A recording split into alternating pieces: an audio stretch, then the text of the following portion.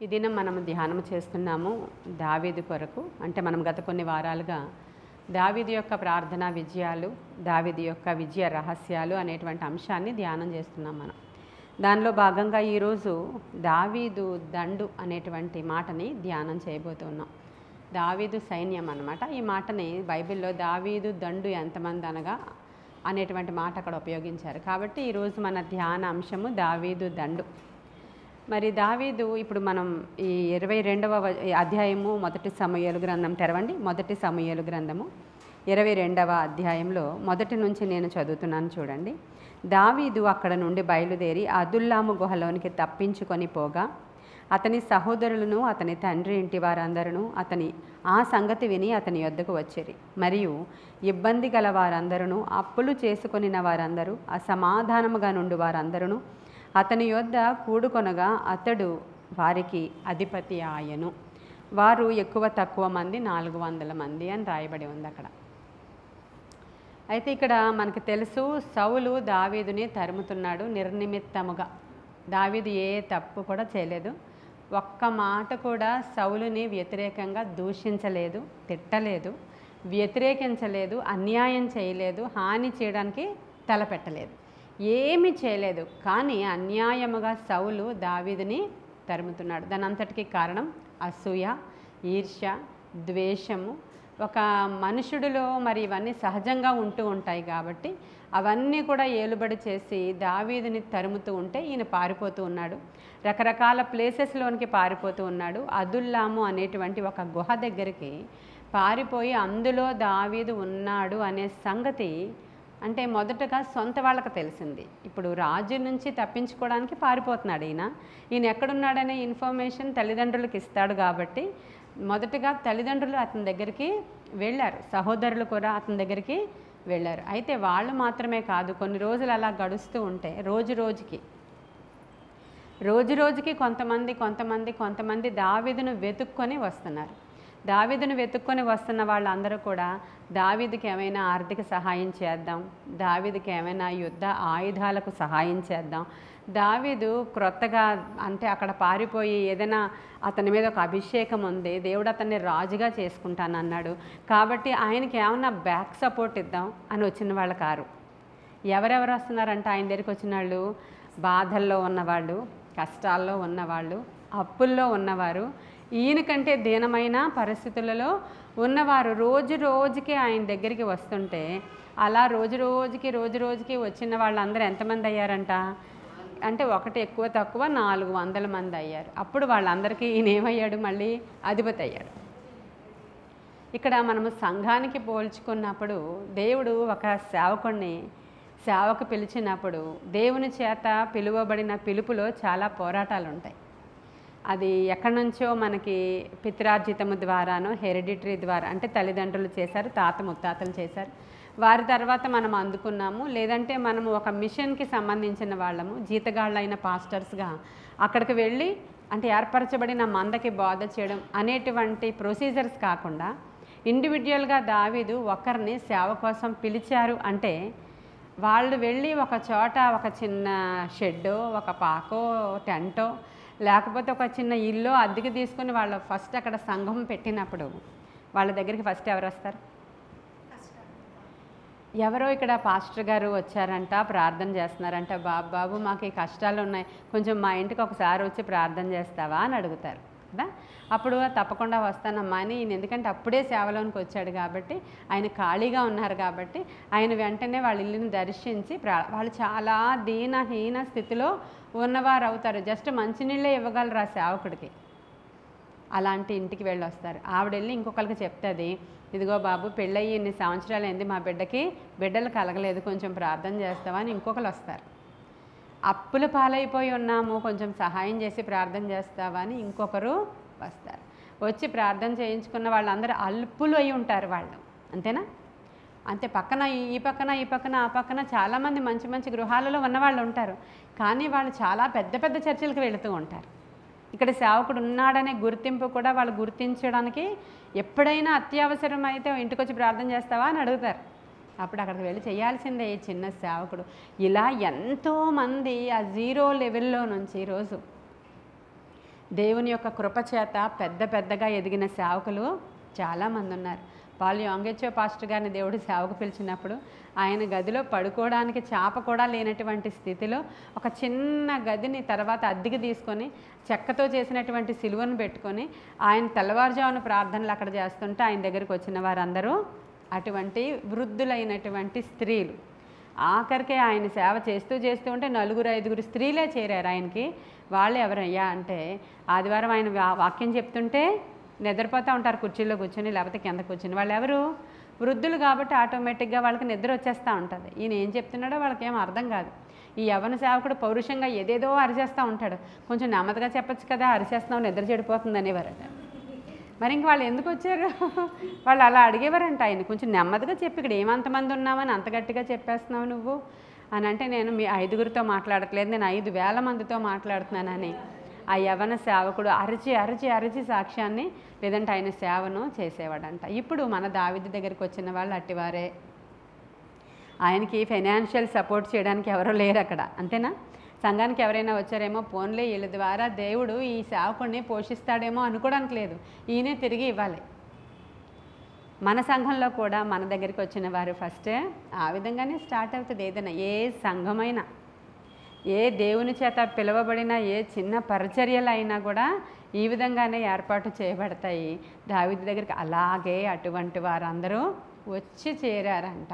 అప్పుల్లో ఉన్నవారు, బాధల్లో ఉన్నవారు, మరి చాలా ఏమంటారు కష్టాలలో ఉన్నవాళ్ళు అక్కడికి వచ్చినప్పుడు వాళ్ళందరినీ దావీదు చేర్చుకున్నప్పుడు వాళ్ళందరికీ భోజనం పెట్టాలి కదా దావీదు. వాళ్ళందరినీ చూడాలి. అధిపతి అయిపోయానంటే మంచి పోస్టింగ్ వచ్చిందిలే అనుకోవడానికి ఏమన్నా ఉందేంటి?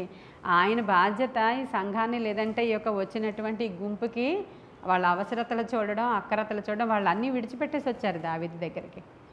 అయితే చాలా సందర్భాలలో దేవుడు ఈ అల్పులు ఎవరైతే వచ్చారో, ఈ అప్పులు ఉన్న వాళ్ళు ఎవరైతే వచ్చారో, ఈ బాధల్లో ఉన్న వాళ్ళు ఎవరైతే వచ్చారో, ఈ బంధకాల్లో ఉన్న వాళ్ళు ఎవరైతే వచ్చారో, ఆ అల్పుల్ని, ఎందుకు పనికిరాని వారిని, వాళ్ళ ఇంట్లో వాళ్ళందరూ ఒరే నువ్వు ఇంకెందుకు పని చేయవురా, నువ్వు పనికి రాని వాడవరా, ఇంట్లోంచి పోతే మాకు ఒక భోజనం మిగులుతుంది అన్నలాంటి వాళ్ళు వీళ్ళందరూ. లోకము వెలివేసిన వారు వీళ్ళందరూ.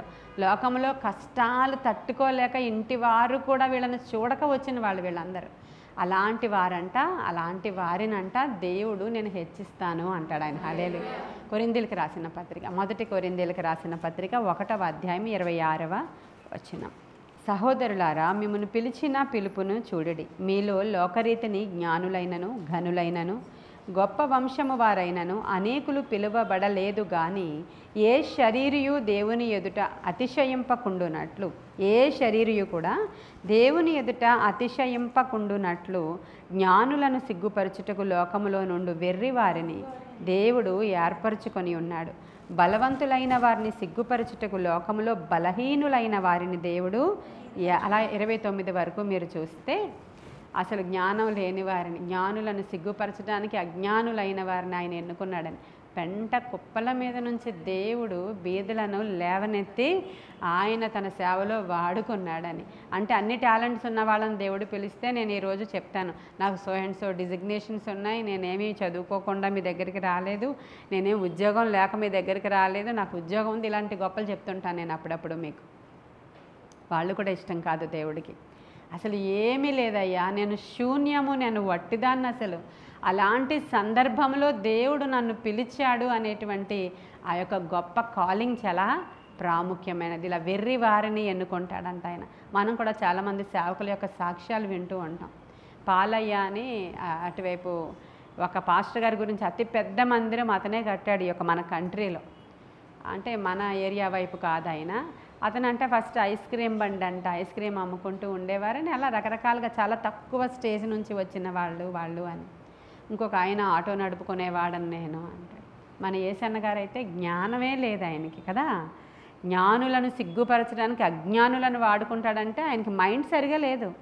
వీధుల్లో ఒక వెర్రి పిల్లలు తిరిగినట్లుగా తిరిగేటువంటి ఆయనను ఒక సాయంకాలం పూట ఒక చిన్న మంద కూడుకుని ఉన్నటువంటి ప్రార్థనకు వెళ్ళి అక్కడ వాళ్ళు ఏమైనా పెడతారేమోనని ఆ స్థలానికి వెళ్ళి వస్తున్నటువంటి అతనిని దేవుడు దర్శించి దేశానికి ఎంత ఆశీర్వాదకరంగా ఈరోజు ఎంతమంది ఆయన అనుచరులు, ఒక హోసన్నా మినిస్ట్రీస్ అంటే వాళ్ళని చూసినప్పుడు మనకి దేవుని యొక్క శక్తి అక్కడ మనకి బయలుపరచబడుతుంది. వాళ్ళు చదువుకున్నారా, చదువులేదా, చదువుకున్న వాళ్ళే దేవునికి కావాలి, చదువులేని వాళ్ళ వాక్యం ఏం చెప్తారు అంటూ ఉంటారు. వాక్యం చెప్పేస్తే అందరూ మారిపోరు. దేవుని యొక్క శక్తి అక్కడ ఉండాలి. ఆ వాక్యము దేవుని యొక్క మాట అయి ఉండాలి. అది అసలు ఆయనకి ఏ జ్ఞానంతోనూ వాక్చాతుర్యంతో నేనేం మీ దగ్గరికి రాలేదంటాడు పౌలు. అవునా? నేను వాక్చాతుర్యంతో వచ్చాను అనుకుంటున్నారా? నా డిగ్రీలన్నీ పట్టుకుని ఆ సర్టిఫికెట్స్ అన్నీ పట్టుకుని మీ దగ్గరికి వచ్చాను అనుకుంటున్నారా? నేనేం నా వాక్చాతుర్యంతో నేను మీ దగ్గరికి ఏమి కూడా రాలేదంటాడు ఆయన. కాబట్టి ఇప్పుడు ఇలాంటి అల్పులను దేవుడు ఎన్నుకునే దేవుడని మన కంట్రీలోనే ఎంతమందినో మనం చూస్తున్నాం. ఇక్కడ ఇంకా చాలా ప్రదేశాలలో, అన్ని ఏరియాలో ఒక్కొక్క సాక్ష్యము, ఒక్కొక్క సేవకుడి సాక్ష్యం వింటే నేను అసలు పనికి మాలిన వాడిని, ఇంట్లో మా అన్నదమ్ముల అందరిలో నేనే అస్సలు పనికి రాను, కానీ దేవుడు నన్ను ఈరోజు పిలిచి ఇన్ని లక్షల మందికి సంఘ కాపరిగా చేశాడని అందరూ చెప్తూ ఉంటారు. ఒక చిన్నప్పటి నుంచి ఒక రోగగ్రస్తుడైనటువంటి మన ఏసన్న గారు లాంటి వాళ్ళని, పాల్ యాంగచో లాంటి వాళ్ళని అసలు ఇంకా పెంట కుప్ప మీద నుంచి లేవనెత్తడం అంటే ఒక సేవకుడి యొక్క సాక్ష్యం ఉంది. అది బెన్సన్ ఇడహోసా ఆయన పేరు. ఆయన ఏ పుస్తకంలో ఆయన ఉంటాడంటే ఎముకలలో అగ్ని అనేటువంటి పుస్తకం అన్నమాట. అది బెన్సన్ ఇడహోసా, ఆఫ్రికా దేశంలో. అయితే పిల్లోడు పుట్టిన దగ్గర నుంచి వాడికి అనారోగ్యమే. ఇంత సన్నగా ఇంత పుల్లలాంటి పిల్లోడు పుట్టాడనమాట. వాడు అసలు రోజు అనారోగ్యమే. వాడు అసలు నిద్రపోడంట, ఈ రాత్రి పగలు నిద్రపోడు, ఏడుస్తానే ఉంటాడు. తండ్రి పనిలోనికి వెళ్ళి ఇంటికి వచ్చిన దగ్గర నుంచి జబ్బు పిల్లోడిని చూడలేక అసహ్యం పడతా ఉన్నాడంట తండ్రి. ఏంటి జబ్బు పిల్లోడు, నా పిల్లోడా, ఎలాంటి వాడిని అన్నావు నువ్వు అసలు అని చెప్పి, రేపు నేను వచ్చరికి ఇటు చచ్చిపోవాలి, లేకపోతే ఇక్కడ ఉండకూడదని తల్లిని సతాయిస్తూ ఉండేవాడు. రోజు తల్లి ఎక్కడికని పడేస్తుంది. అలాగే పాపం కష్టపడుతుంది తల్లి. ఒకరోజు ఇంకా అతను చెప్పాడు, అయితే వీడు ఉండాలి, లేకపోతే నేను ఉండాలి ఇంట్లో. నువ్వు ఈ పిల్లని పడేస్తేనే నేను నిన్ను కాపురం చేస్తా, ఏలుకుంటా, నువ్వు ఇక్కడ ఉంటావు, లేకపోతే నువ్వు ఉండవని చెప్పి చాలా గట్టి దెబ్బలాట అయిందంట వాళ్ళిద్దరికి. అప్పుడు ఇంక తల్లి ఏం చేయలేక వాడిని గుడ్డలో చుట్టి వాళ్ళ ఇంటికి దూరంగా ఉన్నటువంటి పెంటలో పడేసి వచ్చేసింది వాడిని. ఇంకా చచ్చిపోయేలా ఉన్నాడు పిల్లోడు. ఆ పెంటలు అంటే ఎప్పటికీ చచ్చిపోడు, పోనీ ఎప్పటికీ బ్రతకడు, అలాంటి స్థితిలో పెంట మీద పడేసింది ఆ తల్లి. పెంటలో విసిరేసి వచ్చేసినప్పుడు చాలా పెద్ద వర్షం వస్తుందంట పాపం ఆ రోజు. వాడు ఆ పెంటలో ఆ క్లాత్లో చుట్టబడినటువంటి చిన్న బిడ్డ అక్కడ కేకలు వేసి వాడు ఏడుస్తుంటే అసలు తల్లి ఉండలేక పరిగెత్తిపోయి వాడిని హత్తుకొని, నువ్వు నాకు అక్కర్లేదయ్యా, నాకు ఈ బిడ్డ చాలని చెప్పి తీసుకుని వాళ్ళ అమ్మాళ్ళ ఇంటికి వెళ్ళిపోద్ది తను. ఆ బిడ్డ పెరిగి పెద్దవాడై ఆయన ఎవరైనా ఇలా ముట్టుకుంటే నువ్వు నీ ఎముకలలోనికి అగ్ని వెళ్ళిపోద్ది, ఆయన ఎముకల్లోంచి నీ ఎముకల్లోనికి వెళ్ళిపోద్ది అగ్ని. అంతటి గొప్ప సేవకుడు అయ్యాడు ఆయన. హల్లెలూయా. ఆ దేశంలో ఇంకా ఆయన సంఘానికి ఇంకా మొత్తం అసలు ఆ దేశంలో ఉన్న చర్చిలన్నీ ఖాళీ అయిపోయి ఈయన సంఘానికి వచ్చేస్తూ ఉంటే ఆయన ఎక్కడికో బైబిల్ కాలేజ్కి ఆయన చదువుకోవడానికి, అంటే చాలా కష్టాలు పడ్డాడు అనుకోండి. ఆ బుక్ అంతా నేను చెప్తే మన సబ్జెక్ట్ మళ్ళీ దాటిపోతాం మనం. మీరు వీలైతే ఆ పుస్తకం చదువుకోండి. ఎముకలలో అగ్ని దాని పేరు. అయితే ఆయన చాలా కష్టాలు పడ్డాడు. ఇక్కడ పని చేసుకుని అక్కడ పని చేసుకుని వాళ్ళ అమ్మమ్మకి ఇది తెచ్చి అది తెచ్చి వాళ్ళు దేవతలను పూజిస్తూ ఉండేవారు. ఆ ఫుట్బాల్ ఆడుతూ అక్కడ పాస్టర్ గారికి ఫుట్బాల్ తగలాలని అలాంటి పిచ్చి పిచ్చి వేషాలన్నీ వేసి, ఆ తర్వాత అలా రక్షించబడిన తరువాత బైబిల్ ట్రైనింగ్కి వెళ్ళిన తర్వాత ఆ ట్రైనింగ్లో వాళ్ళు చేస్తున్నటువంటి టైం వేస్ట్ అంతా నచ్చక మళ్ళీ తిరిగి ఇంటికి వెళ్ళిపోదాం అనుకుని మొత్తానికి అక్కడ ట్రైనింగ్ కంప్లీట్ చేసి ఆయన ఫ్లైట్ దిగి కంట్రీకి వచ్చినప్పుడు ఆయనను ఆహ్వానించడానికి వచ్చిన వాళ్ళు ఈయనకి షేక్ హ్యాండ్ ఇచ్చినప్పుడు దడదడలాడిపోయారు అనమాట అక్కడ. అలాంటి అగ్ని ప్రవక్తగా ఆయన శరీరం అంతా కూడా ఫైర్తో నింపబడినటువంటి సేవకుడుగా పెంట కుప్ప మీద నుంచి నేను నిన్ను లేపుతానంటాడు. హల్లెలూయా. అల్పులైనటువంటి వారిని నేను చూస్తున్నాను అంటాడు. ఈరోజు ఎవరు కూడా అల్పమైన వాళ్ళు కారు. మేము జ్ఞానులము అనబడిన వాళ్ళే గర్విష్ఠులు, మేమే గొప్పవాళ్ళము అనబడిన వాళ్ళే, అలాంటి వాళ్ళని దేవుడు లెక్క చెయ్యడు. నీ చదువు ఆయనకు అక్కర్లేదు, ఆయన పరిశుద్ధాత్మ శక్తి ద్వారా వాడుకుంటాడు.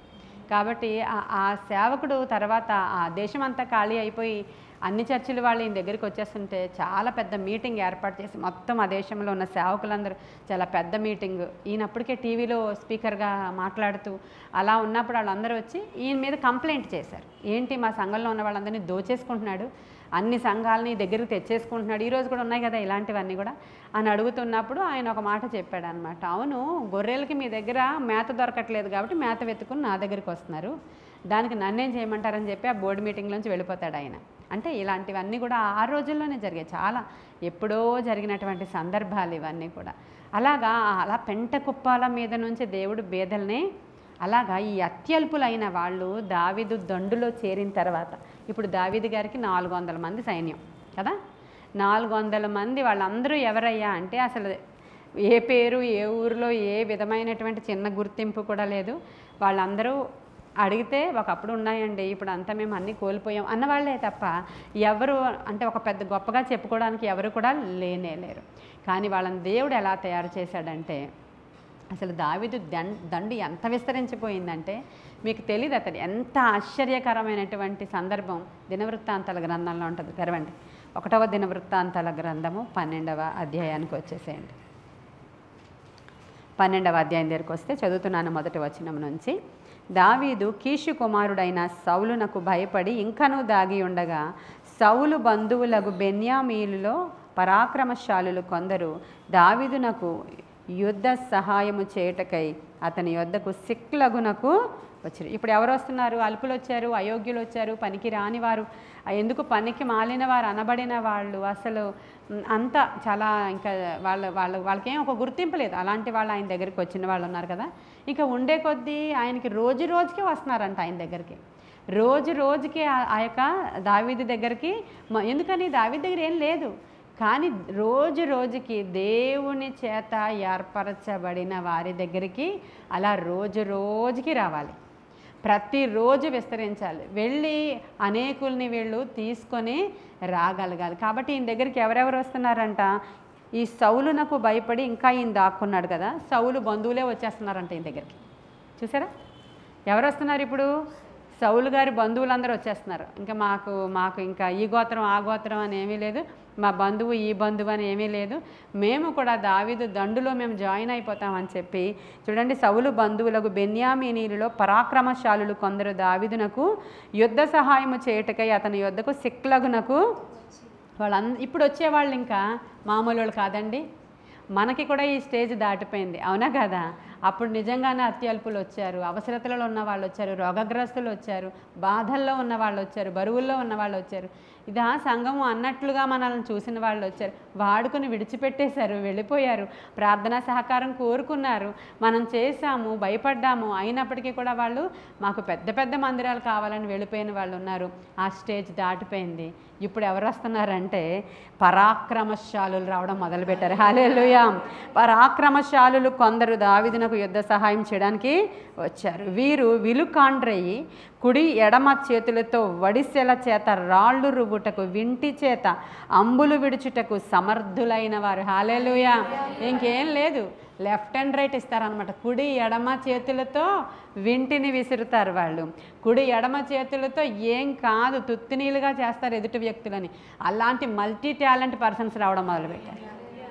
చూసారా, దేవుడు ఎప్పుడూ కూడా ఒంటరి అయినటువంటి ప్రయాణంలో మనము ప్రారంభించి, అది సంఘమే కానీ, కుటుంబమే కానీ, రాజ్యమే కానీ, ఒక ప్రభుత్వమే కానీ, దేవుని యొక్క పని చేసేటువంటి ఎవరైనా ఒక్కరితోనే స్టార్ట్ అవుతుంది. అది ఆ ఒంటరివాడు 1000 మంది అగునని దేవుడు చెప్తాడే, ఆ ఒక్కొక్క మాట చాలా ప్రాముఖ్యమైనది. నీవు ఇంటి దగ్గర ఒంటరిగా ప్రార్థన చేసుకుంటూ ఉన్నప్పుడు ఖచ్చితంగా నీ ప్రార్థన నిజమైనదైతే నీకు ఒక సహకారిని ఇస్తాడు దేవుడు. ప్రార్థనా సహకారి నీకు దొరుకుతారు, నువ్వు నిజంగా దేవుని మీద ఆధారపడిన దానవైతే. ఇంకా చాలామందికి ఆ ధ్యాస ఏమీ లేని వాళ్ళైతే ఏమవుతారు, వాళ్ళు ఎలాంటి వాళ్ళు అలాంటి సహవాసాన్ని వాళ్ళు కోరుకుంటారు. వాళ్ళకి సినిమాలకు వెళ్ళే వాళ్ళని తోడుగా ఇస్తారు. ఈవిడికి అదే ఇష్టం కాబట్టి ఈవిడికి తోడు ఎవరు వస్తారంటే, అబ్బాయి ఎంత గొప్ప దేవుడు అండి, అసలు నా టేస్ట్ మీ టేస్ట్ ఒకటే, పదండి రోజు షాపింగ్కి వెళ్ళిపోదాం అనేవాళ్ళని ఒకరికి ఇస్తాడు, రోజు ముచ్చట్లు ఆడుకునే వాళ్ళని ఒకరికి ఇస్తాడు, రోజు ఎక్కడికో పోయే వాళ్ళని, అంటే వాళ్ళ సహకారులు వాళ్ళు. మన సహకారులు అయితే నీవు ఏ స్థితిలో ఉన్నావో ఆ స్థితిలో వెంటనే ఇలా అంటే మ్యాజిక్ జరిగిపోదు.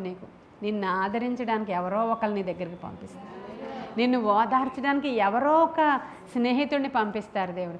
ఆ టైంలో వాళ్ళు కనుక మీ దగ్గరికి రాకపోతే మనకు చాలా కష్టమైపోయి ఉండేది, మనకి చాలా కష్టమైపోద్ది అన్నమాట. ఆ సమయంలో నీ రోగశయ్య మీద నిన్ను ఆదరించడానికి ఎవరో ఒకరిని పంపించిన వాడు దేవుడు. నీ అప్పుల ఊబిలో నుంచి నేను లేవనెత్తినప్పుడు నీకు ఎవరో ఒకరు సపోర్ట్ చేసి ఒక ఆలోచన చెప్పి ఏం భయపడకండి, మేము కూడా ఇలాంటి దాంట్లోంచి వెళ్ళాం, అప్పుడు మాకు ఇలా జరిగింది, మీరు బాధపడద్దు అని చెప్పే వాళ్ళని పంపిస్తాడు దేవుడు. అలా అన్నమాట, దేవుడు ఎవరిని విడిచిపెట్టడు. ఆ స్టేజ్ దాటిపోయిన తర్వాత చూడండి, పరాక్రమశాలులు వచ్చారు, ఆ తరువాత వింటి చేత అంబులు విడిచే వాళ్ళు వచ్చారు.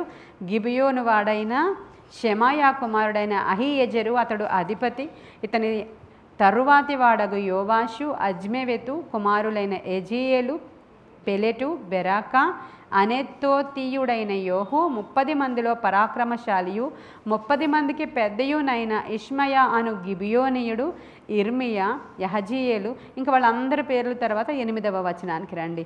మరియు గాదీయులలో పరాక్రమశాలులు కొందరు అరణ్యమందు దాగి ఉన్న దావీదునొద్ద. ఇప్పుడు గాదీయులు కూడా వచ్చేసారు ఈయన దగ్గరికి.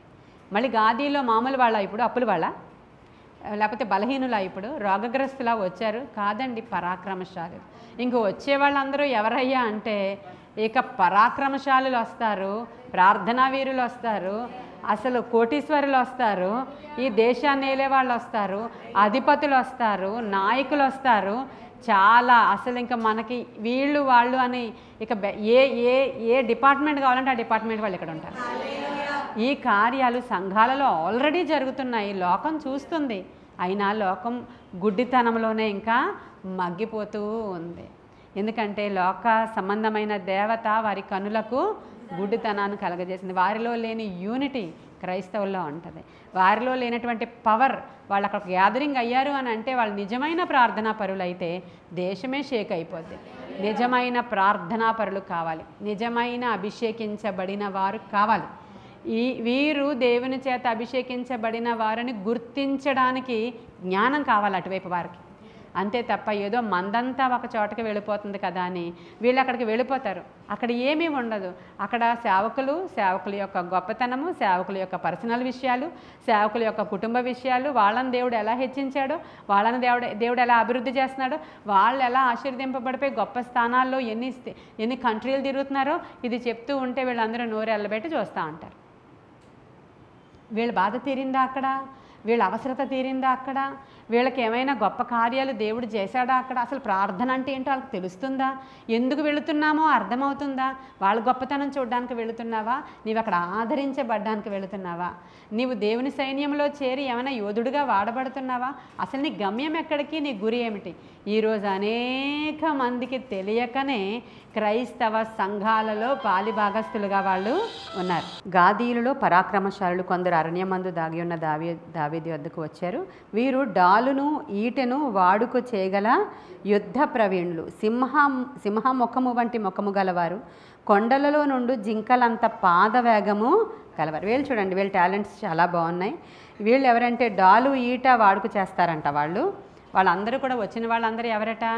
యుద్ధ ప్రవీణులు అంట వాళ్ళు. హల్లెలూయా. వాళ్ళు సింహపు ముఖము వంటి, అంటే వాళ్ళని చూసినప్పుడే ఎవడైనా జడిసిపోతాడనమాట. అపిరెన్స్ అంటూ ఒకటి ఉంటుంది కదా, ఎవరైనా ఒకరిని చూస్తే కొట్టబుద్ధి అవుతుందంట, ఒకరిని చూస్తే ఏదో అంటారు కదా సామెత. అలా మనం వాళ్ళని ఇలా చూసేసరికి వాళ్ళు ఎలా అంటే నిజంగా సింహాలు కాదు, వాళ్ళని చూసేసరికి పౌరుషం ఉట్టుబడుతూ ఉంటుంది అన్నమాట. వాళ్ళని చూసే వాడు పక్కకి తగ్గి వెళ్ళిపోతాడు అనమాట.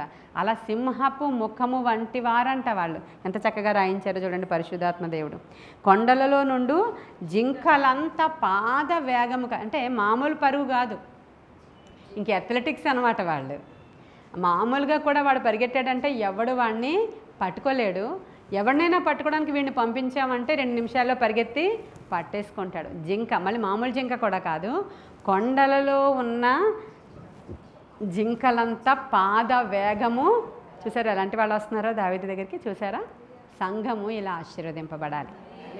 సంఘం అంటే దావీదు యేసుక్రీస్తు ప్రభు వారికి సాదృశ్యంగా ఉంటే ఆయన రాజ్యము నిలవబడాలంటే అటువంటి వారు సంఘములో కావాలి. అంతే తప్ప 24 గంటలు ఏడుపే, 24 గంటలు మీ రిక్వెస్ట్లే, 24 గంటలు నీ జీవితం గురించే, 24 గంటలు నీ పిల్లల గురించి, నీ భర్త గురించి, నీ కుటుంబం గురించి, నీ బాధలు నీవే.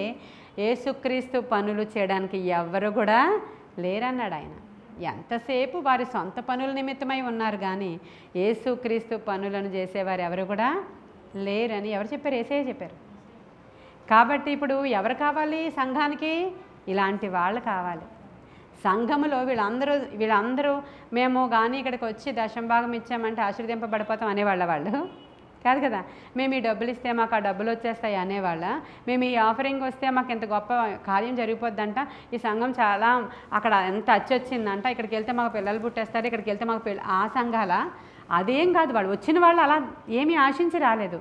యెహోవా దేవుడు ఒక వ్యక్తిని ఎన్నుకున్నాడు, ఆ ప్రణాళిక నెరవేర్చబడాలి, దానిలో మేము పాలిభాగస్తులుగా ఉంటామని వచ్చారండి. హల్లెలూయా. దేవుని యొక్క సెలక్షన్ ఈయన మీద ఉంది. ఇది దేవుడు ఏర్పరచబడిన సంఘము, ఇది దేవుని చిత్తానుసారమైనటువంటి పరిచర్య. కాబట్టి మేము ఇక్కడ పాలిభాగస్తులుగా ఉండి మా దేవుని పని ఇక్కడ మేము ప్రేయర్ వారియర్స్గా కూర్చున్నామంటే పరలోకాన్ని కదిలిస్తాం అని రావాలి వచ్చేవాళ్ళు. అలాంటి వాళ్ళ కోసం మన ప్రార్థన మొదలవ్వాలి. అంతే తప్ప మన దగ్గరికి వచ్చేవాళ్ళు ఇంకా దావీదు ఫస్ట్ స్టేజ్లో ఉన్నట్టుగా వస్తారు. అలాంటి వాళ్ళని కూడా నేను రావద్దని అనడం లేదు, కానీ వచ్చారు అని అంటే వాళ్ళకి అక్కడ మనం మొదట్లాగే వాళ్ళతోటే మనం ఇంకా వాళ్ళ ఇంటి చుట్టూరునే తిరిగి వాళ్ళ కోసమే మనం ఇంకా టైం అంతా కేటాయించేసి వాళ్ళ ఇళ్ళ మీదకే వెళ్ళి మళ్ళీ వాళ్ళు ఇంకా అదే పని కాదు మనకి. అది వన్ ఆఫ్ ద పాయింట్ అంతే.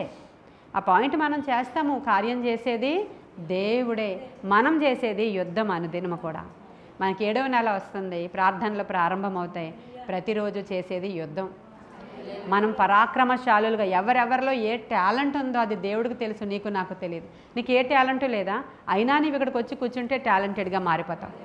అసలు ఏ టాలెంట్ లేకపోయినా పర్లేదు, నువ్వు ఆ 400 మందిలో టాలెంటెడ్ ఏం కాదు ఫస్ట్ వచ్చిన వాళ్ళు, కానీ వాళ్ళందరూ ఈ వీరులతో కలిసి వాళ్ళు కూడా టాలెంటెడ్గా మారిపోయారు. హల్లెలూయా. వీళ్ళందరూ అటువంటి జింకలంత పాద వేగము గలవారు. ఇంక తర్వాత చాలామంది పేర్లు అక్కడ రాయబడి ఉన్నాయి. ఇంకా పేర్లన్నీ కూడా మీరు ఇంటికి వెళ్ళిన తర్వాత చదువుకోండి. అధ్యాయం అంతా కూడా ఇంటికి వెళ్ళిన తర్వాత చదువుకోండి. 14వ వచనంలో చూడండి ఏముందో. 14వ వచనంలో, గాదీలగు వీరు సైన్యమునకు అధిపతులై ఉండరి, వారిలో అత్యల్పుడైన వాడు 100 మందికి అధిపతి, అత్యధికుడైన వాడు 1000 మందికి అధిపతి. చూడండి, గాదీలు ఎవరైతే అక్కడికి వచ్చారో వాళ్ళల్లో ఏమండి కొంచెం ఇతనికి టాలెంట్ తక్కువండి అని ఎవరి గురించైనా మనం చెప్పామనుకో, ఆ తక్కువైన వాడి యొక్క కెపాసిటీ ఏంటంటే అప్పటికే వాడు 100 మంది మీద అధిపతి అంట. కొంచెం ఈయన కొంచెం టాలెంటెడ్ అండి అని ఎవరి గురించి అన్నా, ఈ అమ్మాయి గురించి నేను చెప్పాను అనుకో, అప్పటికి ఇప్పుడు కెపాసిటీ ఏంటంటే 1000 మందికి అధిపతి అనమాట. అటువంటి వారు వచ్చి అక్కడికి చేరుతూ ఉన్నారంట. 16వ వచనం దగ్గరికి వద్దాం. ఇక్కడ వీళ్ళందరూ కూడా, మరియు బెన్యామీనీలలో కొందరును యూదావారిలో కొందరును దావీదు దాగి ఉన్న స్థలమునకు. చూడండి, ఇంక అన్ని జాతుల వాళ్ళు నేను ఒక్కొక్కటి చూపిస్తున్నాను మీకు. గాదీలను చూపించాను, బెన్యామీనీలను చూపించాను, యూదావారు వచ్చారు, ఇక్కడ బెన్యామీనీలు వచ్చారు. ఆయన ఇంకా దాక్కునే ఉన్నాడు. ఆయన దాక్కుని ఉన్నవాడి దగ్గరికి ఎవరైనా వెళ్తారండి? ఏమంటే అసలు ఏది లేదు, అసలు మనకు అసలు బోర్డే లేదు అక్కడ చర్చి దగ్గర, అయినా సరే అలాంటి వాళ్ళ దగ్గరికి ఎవరైనా వస్తారా? పెద్ద అడ్వర్టైజ్మెంట్ కావాలి, సూట్లు వేసుకున్న వాళ్ళు కావాలి, ఫారెన్ రిటర్న్స్ కావాలి, చాలా కాంగ్రిగేషన్ ఇలా చూడంగానే వేలల్లో ఉన్న వాళ్ళ దగ్గరికి అయితే అందరూ వెళ్తారు. కానీ ఏమీ లేదు, ఒక మూలనే వీళ్ళందరూ ప్రార్థనలు చేసుకుంటూ విజ్ఞాపనాకర్తలండి, వాళ్ళు పోరాడుతూ ఉంటారు. దట్టు అక్కడ అందరూ స్త్రీలండి, ఎక్కువగా స్త్రీ అని నడిపిస్తున్నారంటే అలాంటి వాళ్ళ దగ్గరికి వస్తారా? వస్తారు ఈరోజు. ఎందుకంటే దేవుని చేత ఏర్పరచబడిన సంఘం. హల్లెలూయా. అది మనకి జ్ఞాపకం ఉంటే మనం ఆ యోధుల కొరకు ఖచ్చితంగా ఎదురు చూస్తే వాళ్ళందరినీ దేవుడు తీసుకొని వస్తూ ఉన్నారు. ఆన్ ద వే దేవుడు తీసుకొస్తున్నారు. వచ్చిన వారు సింహాల్లాగా తయారవ్వాలి. ఇంకా సింహం లాంటి వాళ్ళు కూడా వస్తూ ఉంటారు. వాళ్ళని దేవుడు ఇక్కడ వాడుకుంటూ ఉంటాడు. అంటే ఎంతవరకు వచ్చాం? 16 వరకు వచ్చామా యూదావారిలో? తర్వాత 19వ వచనం దగ్గరికి వచ్చేయండి. సౌలు మీద యుద్ధము చేయబోయిన ఫిలిష్తీయులతో కూడా దావీదు వచ్చినప్పుడు తర్వాత మనష్షే సంబంధికులలో కొందరును అతని పక్షము చేరిరి. దావీదు ఫిలిష్తీయులకు సహాయము చేయకపోయెను. ఏలయనగా అతడు తన యజమానుడైన సౌలు పక్షమునకు మరలి తమకు ప్రాణ హాని చేయునని ఎంచి ఫిలిష్తీయుల అధికారులు అతని పంపివేసిరి. అంతట సిక్లగునకు తిరిగిపోవచుండగా మనష్షే సంబంధులైన అద్నా, యజాబాతు, యెదీయవేలు, మిఖాయేలు, యజాబాదు, ఏలీహు, ఇంక ఇవన్నీ కూడా మరలా పేర్లే. 21 రండి. వారందరూ పరాక్రమశాలులను, వాళ్ళందరూ ఇప్పుడు పేర్లు చదివాను కదా, వీళ్ళందరూ ఎవరట? పరాక్రమశాలులను, సైన్యాధిపతులు. హల్లెలూయా. ఆ దండును హతము చేయుటకు వారు దావీదునకు, అబ్బా ఎంత బాగుందండి, దావీదుకి వాళ్ళందరూ సహాయం చేశారు. దావీదు దండట. ఇప్పుడు మన టైటిల్ వచ్చింది చూడండి ఒకసారి. దావీదు దండు ఎలా ఉందట? యెహోవా సైన్యము వలె, హల్లెలూయా, మహాసైన్యమగునట్లు ప్రతి దినమున అతనికి సహాయము చేయువారు అతని యొద్దకు. ఎంత బాగుందండి ఇది. ఈ స్టేజ్ ఇంకెలా అయిపోయిందంటే దావీదు దొండట యెహోవా సైన్యం లాగా ఉందంటండి. హల్లెలూయా. ఇక ఆ సైన్యము రంగంలోనికి దిగిందంటే ఇక అసలు అడ్డు ఆటంకం ఉండదు. అది ఎందుకంటే యెహోవా సైన్యం. ఇప్పుడు దావీదు గారి యొక్క సైన్యము యెహోవా సైన్యము వలె తయారైపోయింది అని పరిశుద్ధాత్మ దేవుడు రాయిస్తూ ఉన్నాడు. చూసారు ఎంత బాగుందో. అందుకనే ఈరోజు అత్యల్పులైనటువంటి వాళ్ళు ఎవరైనా సరే సంఘ కాపరులు ఒకవేళ వింటూ ఉంటే ఇంత చిన్నగానే ఉండిపోయింది, మా దగ్గరికి అలాంటి వాళ్ళే వస్తున్నారు, ఎవరు గొప్ప వాళ్ళు రావట్లేదు, ఎవరు అసలు మా దగ్గరికి సంఘము రానియడం లేదు, శోధకుడు ఏదేదో చేస్తున్నాడు, సంఘాన్ని చెడుపుతున్నాడు, ఆశీర్వదించకుండా వాడు అడ్డుగా నిలవబడ్డాడు, ఎవడు ఏం చేయలేడండి. సౌలు అంతటి వాడి 3000 మందిని పట్టుకొని వాళ్ళకి జీతాలు ఇచ్చి వాళ్ళకి మేపి వాళ్ళని బలవంతులుగా తయారు చేసి దావీదుని పట్టుకుంటారా నాయన అంటే ఆయన్ని వదిలేసి దావీదు దగ్గరికి అన్ని రంగాల్లో ఉన్న వాళ్ళు వచ్చేసారట. అప్పుడు దావీదు సైన్యం 1,00,000 మంది అయిపోయిందంట. 1,00,000 మంది అండి. రోజు రోజుకి వచ్చేస్తున్నారంట. రోజు ఎవ్రీడే కొత్త వాళ్ళు వచ్చి చేరుతూనే ఉన్నారు. సంఘం ఇలా ఉండాలి. అలా క్రొత్త వాళ్ళు వచ్చి దినదినాభివృద్ధిని పొందాలి సంఘం.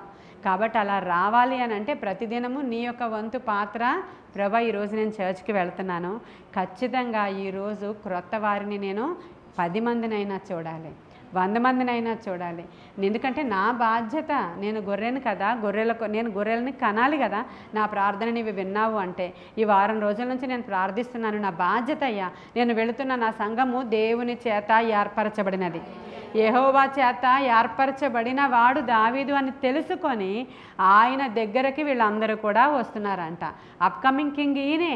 దేవుని యొక్క ఏర్పాటు ఈయన మీదే ఉంది. ఇదే నిజమైన పరిశుద్ధాత్మతో నడిపింపబడుతున్న సంఘం. ఇక్కడ వాక్యము దేవుని యొక్క చిత్తానుసారంగా ఉంటుంది. ఇక్కడ వేరే దేనికి అవకాశం లేదు. సొంత డబ్బాలు ఏమీ చెప్పరు అక్కడ. అసలు ఏమి సొంత విషయాలు మాట్లాడుకోరు. కేవలము వాక్యము, ప్రార్థన, ఆరాధన తప్ప వేరే లేదు. కాబట్టి ఇది దేవుని చేత ఏర్పాటు చేయబడినది.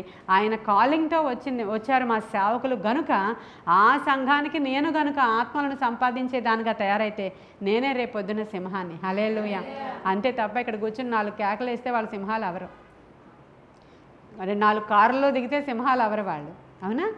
ఇక్కడికి వచ్చి 4 డాబుగా ప్రదర్శించి నేనే ఇక్కడ మొత్తం అంతటికి యజమానిని అంటే వాళ్ళ సింహాలు ఎవరు అక్కడ? అసలు అవతలకు పో అంటాడు దేవుడు అసలు.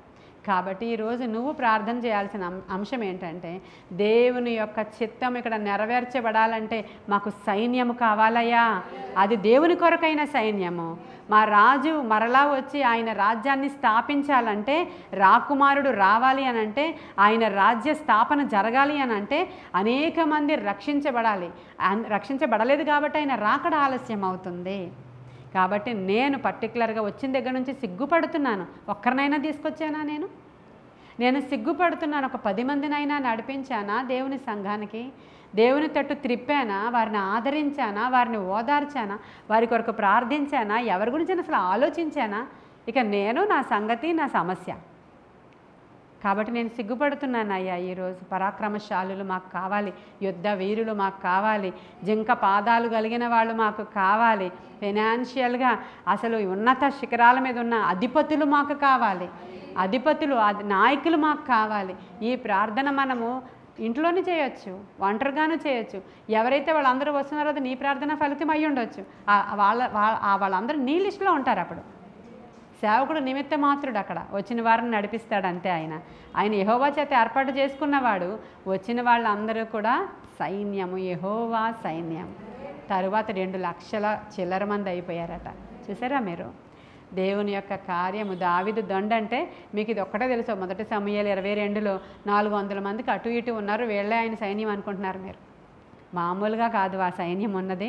అసలు ఈ ఎడమ కుడి తేడా లేకుండా చంపి పడేస్తారంట. డాలు విల్లు పట్టుకున్నారంటే అసలు ఏ చేతితో యుద్ధం చేస్తున్నారో ఎవరికీ తెలియదు.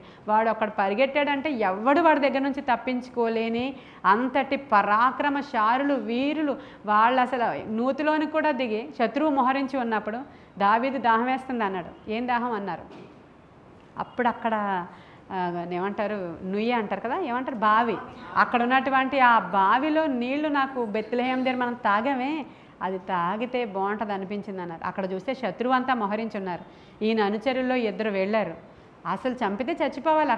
అక్కడ శత్రువు యొక్క ప్లేస్లో ఉన్నటువంటి బావి దగ్గరికి వెళ్ళి ఎంత ఒక చెంబుడు నీళ్లు తేయడానికి ప్రాణాలకు తెగించి తీసుకొచ్చి దావీదుకి ఇచ్చారంట. తాగు ఇప్పుడు.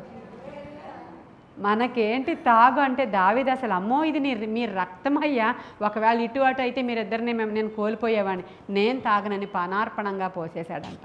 హల్లెలూయా. అలాంటి వాళ్ళు దావీదు వెనకాల ఉన్నారు. దేవుని కోసం ఇలా ఉండాలి. మనం ఏదైనా చేస్తామండి, ఎక్కడికి రమ్మంటారో చెప్పండి, ఏ పనైనా చేస్తామండి. దేవుని కోసం మేము ఉన్నామండి. ఒట్టొట్టి మాటలు కాదు దేవుని కోసం మాట్లాడడం. కళ వచ్చిందండి అని చెప్తుంటారు నాకు లిల్లీ గారు, అక్కడ నేను గన్ పట్టుకుని ఉన్నానండి. రెండో రోజు మూడో రోజు పెడితే 4 రోజులు సెలవు పెడతారు ఆవిడ. మరి గన్ ఎలా ఆపరేట్ చేస్తారు? కత్తి ఎలా ఆపరేట్ చేస్తారు మీరు? కాబట్టి ఒక్కసారి జ్ఞాపకం చేసుకోండి. ఈరోజు నేను ఎవరిని ఏమన్నా నాకు బాగా తెలుసు కాబట్టి ఆవిడ పేరు చెప్తా ఉంటాను అస్మాన్. మీరందరూ అంతకంటే గొప్పవాళ్ళు ఏం కాదు. చూడండి, వెనకాల మానేసిన వాళ్ళందరూ ఇంకా గొప్పవాళ్ళు. ఈరోజు ఎవరెవరైతే మానేశారో వాళ్ళందరూ ఇంకా గొప్పవాళ్ళు అన్నమాట. వారంలో ఒక్కరోజు బాబోయ్ ఈరోజు ఏం చెప్తారో, ఏ ప్రభువు ఇక్కడ ఏ అభిషేకాన్ని దాచుంచారో ఈరోజు. అసలు నేను ఈరోజు కూడా మానేస్తే నేను సోల్జర్ని, నేను ఇక్కడ మానేస్తే నాకు అవ్వదు అనుకునే వాళ్ళు చాలా తక్కువ అండి, చాలా తక్కువ. చిన్న చిన్న విషయాలకే ఇది చాలా చిన్న విషయం ప్రార్థన మానేయడం అనుకుంటారు వాళ్ళు. చిన్న విషయం అసలు కాదు. ఎందుకంటే పరలోకం అంతా వంగి చూస్తుంది ఒకసారి ఎవరు వచ్చారో ఈరోజు. చిన్న విషయం ఇది. ఈరోజంతా జగన్ గారు కానీ, మోదీ గారు కానీ, లేకపోతే చంద్రబాబు నాయుడు గారు కానీ వచ్చి ఎవరు వచ్చారో చూస్తారంట. రెగ్యులర్గా వచ్చే వాళ్ళకి రివార్డులు ఇస్తారంట. అసలు మాంతారండి? 3 గంటలకు లేచి యోగాకి వెళ్ళిపోయారు అందరూ. ఒక మ్యాట్ ఇస్తానన్నారని. మరి దేవుడిచ్చేటువంటి రివార్డులు, అవార్డులు అసలు అవి మనకి చాలా సులువుగా ఈజీగా ఉండి మన సమాధిలోనికే అవేమి తీసుకోకుండా అనేక మంది చల్లగా పడుకోవడానికి వెళ్ళిపోతున్నారు. అవేం తీసుకోవట్లేదు. అందుకనే ఈ భూమి మీద అతి ధనవంతమైనటువంటి ప్లేస్ ఏదైనా ఉందా అంటే అది సమాధుల తోట అంట. ఎందుకంటే ప్రతివాడు వాడికి ఇచ్చిన మహిమైశ్వర్యాన్ని ఏమీ వినియోగించుకోకుండా వాడితో పాటే వెళ్ళి చచ్చిపోయి అక్కడ పడున్నాడు. అదంతా ధనవంతుల స్థలంగా ఉంది. అవన్నీ అక్కడే ఉన్నాయి. ఇచ్చిన టాలెంట్స్, తలాంతులు, ఆశీర్వాదాలు, అభిషేకాలు అన్నీ వాడు యూజ్ చేసుకోలేదే, వాడు ఉపయోగించుకోలేదు. అలాంటి సేవకులు వాళ్ళకి నేర్పించలేదు. మీ సేవకులు మీకు నేర్పిస్తున్నారు కదా. ఇంతకంటే ఇంకా గొప్ప బోధ చేస్తే ఎక్కడికి వెళ్తారు మీరు? చేసేవాళ్ళు ఉన్నారు, లేరు అనడం లేదు నేను. కానీ ప్రోత్సహిస్తూ ఉన్నప్పుడే, వయసు ఉన్నప్పుడే, బ్రతికి ఉన్నప్పుడే, మనం ఏదైనా చేయగలిగినప్పుడే ఏదైనా సరే మనం చేయడానికి దేవునికి ఉపయోగపడతాం. తర్వాత నువ్వు నాకు పనికిరావు వెళ్ళిపో అని దేవుడు చెప్పేలాగా మనం ఉండకూడదు. అందుకే ఒక భక్తుడు అంటాడు, ప్రభువా నన్ను వాడుకో, నేను బ్రతుకున్నంత వరకు వాడుకో, కానీ తుప్పు పట్టనీయకు నన్ను. తుప్పు పడితే డస్ట్బిన్లో వేసేస్తారు నన్ను. పదునుగా ఉన్నప్పుడు నన్ను వాడుకుని నన్ను ఎప్పుడు తుప్పు పట్టకూడదని ప్రార్థన చేశాడంట ఆయన. కాబట్టి ఈ రకంగా మనం వ్యక్తిగతంగా కూడా మనము దేవుని యొక్క సైన్యం అని ఎంచాలి. మీరు దేవుని యొక్క సైన్యంలో అనేకులు రావాలనే భారము మొత్తం సంఘమంతటికి కూడా ఉండాలి. నాకు ఒక్కరిదానికే కాదు, నాకు కూడా లేదు. ఎందుకంటే నాకు ఆ భారము వచ్చేంత ఛాన్సే ఎవరు సంఘసులు. ఎందుకంటే అన్ని ప్రేయర్ రిక్వెస్ట్లు కాదా? ఈ ప్రేయర్ రిక్వెస్ట్లు చేయడంతోనే నాకు సరిపోతుందా? లేకపోతే నాకు ఏ భారము లేదు కనుక ఇప్పుడు ఆత్మల పంట కొరకు కూర్చుందాం అనే టైం లేదు నాకు. ఈ రిక్వెస్ట్, ఈ కనిపెట్టడం, ఆ కనిపెట్టడం, వాళ్ళ గురించి కనిపెట్టి చెప్పడం, వీళ్ళ గురించి కనిపెట్టి చెప్పడం, అసలు 100 రిక్వెస్ట్లు మా దగ్గర ఇలా ఇచ్చి పడేస్తే అది ఈజీ అనుకుంటారు కదా. బట్ మా బాధ్యత చేస్తాము, కానీ నాకంత సమయం లేదు. నీకుందిగా, నువ్వు ఈ ప్రార్థన చేయలేవా? మా సేవకులు ఇంత భారం కలిగి మా కొరకు కనిపెట్టి ప్రార్థన చేస్తూ ఆవిడ సమస్యల కొరకు ఇప్పుడున్నటువంటి దావీదు యొక్క స్థితిలో ఒక మూలన కూర్చుని మొర్ర పెట్టుకుంటున్నారు ఈరోజు. మరి మేమంతా కదా కార్యం చేసేది, మేము కదా ఆత్మల పంట కోసం, రావాల్సిన పరాక్రమశాలుల కోసం, రావాల్సిన అధిపతుల కొరకు, మా దగ్గరికి రావాల్సినటువంటి ఆశీర్వాదం కోసం మొర్ర పెట్టాల్సింది మేము అని మరి దండ ఏం చేస్తుందండి? కాబట్టి దండంతా ప్రార్థన చేసి 400 మందిమే మనం మిగిలిపోవడానికి వీల్లేదు. అసలు 2 లక్షల మంది సంవత్సరంలో తయారైపోవాలి. రోజుకి వచ్చేయాలంట. అలాంటి కృప దేవుడు మనకి అనుగ్రహించునుగాక. ఈ స్త్రీలే మహాసైన్యమే లేచుదురుగాక. నాకు కావాల్సింది ప్రార్థనా యోధులు. నాకు కావాల్సింది ఇంకా వేరే కాంగ్రిగేషన్ కాదు. అంటే వచ్చి మందిరం నిండిపోయిందా, చైర్స్ నిండిపోయినాయా, ఇంకా పెద్ద హాల్ తీసుకుంటే ఆ హాల్ నిండిపోయిందా, వచ్చిన వాళ్ళందరూ రిక్వెస్ట్లు నాకే ఎక్కువైపోతాయి. నాకు కావాల్సింది ప్రార్థనాపరులు, విజ్ఞాపనాకర్తలు, దేవుని కోసం పౌరుషంగా నిలవబడే అనేక మంది అధిపతులు కావాలి. హల్లెలూయా. ఈ అధిపతులు ఏం చేయాలా? 100 మందికి ఒకరు నిలవబడి రండి, పాస్టమ్మ గారి వరకు వెళ్ళాల్సిన అవసరం లేదు, మీకేం కావాలి నేను ప్రార్థన చేస్తా, మిమ్మల్ని నడిపిస్తా, మీకు ఏ అవసరం ఉందో అప్పుడు చెప్పండి, పాస్టమ్మ గారి వరకు ఆ రిక్వెస్ట్ పంపిద్దాం. ఈ 100 మందిని నేను లీడ్ చేయగలను పాస్టమ్మ గారు అని చెప్పాలి. ఈ 1000 మందిని నేను లీడ్ చేయగలను, అసలు మీ దగ్గరికి ఇంత కంప్లైంట్ రాకుండా లీడ్ చేయగలను. హల్లెలూయా. అధిపతులు అంటే వాళ్ళే. మరి ఈరోజు ఏం చేస్తున్నామో ఒకసారి మనము ఆలోచన చేసి ప్రతి బలహీనతను విడిచిపెట్టుకొని, మేము బలహీనులమండి, మేము చేయలేమండి, పాస్టమ్మ గారు మాట్లాడితే అది వేరేగా ఉంటుంది, మేము మాట్లాడితే ఎవరు వినరండి, మేము మాట్లాడితే ఎవరు రారండి, అలా అనడానికి లేదు. ఇక్కడ అల్పులనే ఎన్నుకుంటాడంట ఆయన, అయోగ్యులనే ఎన్నుకుంటాడంట. కాకపోతే నీ ఆలోచన యెహోవా కొరకు, ఆయన రాజ్యం ఎస్టాబ్లిష్ చేయడం కొరకు, యేసయ్య రాజ్యము రావడం కోసం మా రాజుని మేము పట్టాభిషిక్తుడిగా చూడాలి అనే ఆలోచన నీ హృదయంలో ఉండాలి. అప్పుడు ఇవన్నీ కూడా నెరవేర్చబడతాయి. 23వ వచనం చూడండి. యెహోవా నోటి మాట ప్రకారము సౌలు యొక్క రాజ్యమును దావీదు తట్టు త్రిప్పవలెనన్న ప్రయత్నముతో. నేను చెప్పింది కరెక్టేనా? అర్థమైంది? అది మళ్ళీ చదవనా? యెహోవా ఏం చెప్పారంట? ఒక నోటితో ఒక మాట చెప్పారంట. ఏమని? సౌలు యొక్క రాజ్యాన్ని దావీదు తట్టు త్రిప్పవలనన్న ప్రయత్నముతో యుద్ధమునకై ఆయుధములను ధరించి అతని యొద్దకు హెబ్రోనుకు వచ్చిన అధిపతుల లెక్క ఎంతనగా, ఇంకా మళ్ళీ లెక్కలోనికి వెళ్ళిపోవాలి. అక్కడ మనం చాలా 7,000, 8,000, 9,000, 10,000 వాళ్ళందరూ కలిపే చెప్పాను మీకు 2 lakhs అబవ్. ఇప్పుడు నేను ఏది మీకు ఇక్కడ క్లియర్ చేస్తున్నాను? దేవుని నోటి మాట. ఇది దేవుని చేత ఏర్పరచబడిన సంఘము కనుక ఆయన చెప్పాడు ఈ సంఘం చాలా ఎస్టాబ్లిష్ అవుతుందని, ఇంతమంది వస్తారని, ఇన్ని గొప్ప కార్యాలు జరుగుతాయని. అవి జరగాలంటే నేను అక్కడ పనిచేయాలి, ఆ సైన్యంలో చేరాలి. హల్లెలూయా. ఇది కార్యం. ఇక్కడ దావీదు, ఇక్కడేమో యేసుక్రీస్తు ప్రభువారు సంఘానికి శిరస్సుగా ఉన్నారు. ఆయనే మన రాజు. ప్రతి సంఘం, నేను ఈరోజు మన సంఘంతో మాట్లాడాను, ప్రతి సంఘం కూడా వారి సంఘము కొరకు ఇలాంటి భారాన్ని కలిగి ఉండాలి. అక్కడ పచ్చిక లేదా, అక్కడ నిజమైన జీవము లేదా, ఖచ్చితంగా మంచి సంఘానికి షిఫ్ట్ అవ్వాల్సిందే. అక్కడ నిజముగా జీవము లేదా, వారు ఆదరించబడట్లేదా? ఆదరించడం అంటే పాస్టర్ గారు అస్తమాను వెళ్ళిపోయి కన్నీళ్లు తెరవడం, అస్తమాను వాళ్ళ ఇంటికి వెళ్ళిపోయి గంటలు కూర్చోవడం, ఇది కాదు. ఇప్పుడు నేను చెప్పిన మెసేజ్ అర్థమైన వారికి అర్థమవుతుంది. ఈ కొన్ని మాటలు దేవుడు మన వినికిడిలో దీవించునుగాక. ఆమేన్. ప్రార్థన చేసుకుందాం. మహాపరిశుద్ధుడవైన తండ్రి, మహోన్నతుడవైన దేవ, సర్వాధికారి నీకు వందనాలు. మీరు మాట్లాడితే మేము బ్రతుకుతామయ్యా. ఈరోజు మాటలలో ఉన్న శక్తి కేవలం వాక్యం వరకే పరిమితము కాదు, కానీ మా యొక్క సంఘములో ఈ నెరవేర్పు జరుగునుగాక, దినదినాభివృద్ధి నొందునుగాక, ఆత్మల పంట మేము కోయుదుముగాక, అధిపతులు మాలో లేచుదురుగాక, నాయన పరాక్రమశాలులు మాలో వచ్చుదురుగాక, నాయన డాలు వాడుక చేయువారు మా దగ్గర ఉందురుగాక, జింక పాదములు గలవారు, కొండ జింక పాదములు గలవారు మా దగ్గరికి వచ్చుదురుగాక, నాయన రాజ్యాధిపతులు, అధిపతులు దేవా మా సంఘములో ఉందురుగాక. ఆత్మకార్యాలు జరిగించి మా క్రీస్తు రాజ్యము కొరకైన పోరాటము, ఆ పోరాటములో జయము మాకు దయచేయమని, అట్టి సైన్యము తయారవడానికి అవసరమైన కృప ఇవ్వమని. మా సమస్యలే కావు యేసు నాయన దేవా, వాటిని చూచుకొని వాడు ఆయన. వాళ్ళు కొండలలో ఉన్నా, గుట్టలలో ఉన్నా, తిండి లేక ఉన్నా, లేమితో ఉన్నా, బాధలలో ఉన్నా, నీ కొరకు నిలవబడిన సైన్యమయ్యా అది. ఈ దినాన్ని అటువంటి వారు క్రైస్తవ్యంలో లేవాలి, అటువంటి వారు ప్రతి సంఘములో చేర్చబడాలి, అద్భుతమైన విజయాలు రావాలి, ఆత్మకార్యాలు జరిగించి మీరే మహిమ ఘనత ప్రభావాలు పొందుకోమని నజరేయుడైన యేసుక్రీస్తు వారి అతి శ్రేష్టమైన నామంలో మిక్కిలి వినయముగా అడిగి ప్రార్థించి వేడుకొని పొందుకొని ఉన్నాము మా ప్రియ పరలోకపు మా తండ్రి. God bless you.